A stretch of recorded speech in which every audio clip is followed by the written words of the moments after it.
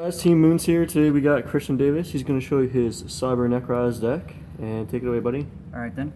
So for the start, you got your three Colossus for your Nekroz spell searchers. It's pretty standard.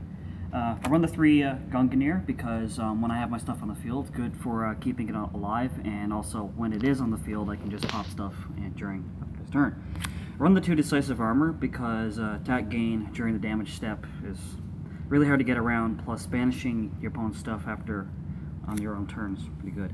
Running the two Cataster right now just because I don't have the Valkyris or any of the other stuff that I need for this deck, but it's pretty good for getting rid of opponent's extra deck. I find it's really good anyway.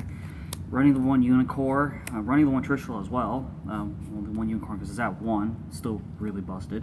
And Trishula just for getting around stuff that gets rid of my cards. That's the rituals for the Nekroz. Run the 3 Benton, just for the fact that it's just a good cycle. 2 Dakini, because I realized that the recycle effect for this is just incredibly ridiculous, and I can target my own Nekroz monsters as well. Running the one Idotzen, good for getting your ritual spells for either Nekroz or your Machine Angel rituals, and when it's gone, gives yourself a 1k boost. That's all for the ritual monsters. Going into the regular monsters, got 2 Exa, good for getting out getting my Decisive Armor or my Cataster to hand. Sorcerer, getting out my other spellcasters, so like Valkyris and my other stuff. Running the 2 Manju because ritual deck. I run 2 Gixki Shadow and 2 Vision because where it plays mostly the Nekroz monsters, the Cyber Angels are just an extra engine. I find that using these for when I don't have the monsters in hand to tribute the as a multiple, using these for the entire tribute just makes it just as good. That's it for all the monsters. And now onto the spells. This deck plays no traps, by the way. I found that the deck plays more consistently with just spells. Running the 3 Kaleidoscope because, well, it's just such a good card, and where you can bring it use stuff in the extra deck for it, other than Arclight. It just makes it really consistent, in my opinion. Run the 3 Mirror. I find that it's just a really good card when I don't have anything in hand, but I have something in graveyard I can banish I don't need. So, it's also a really good card. And I run the 2 Cycle just because I found going into 3 very cloggy, and I only ever use this in certain occasions for its graveyard effect, only if I need something right away.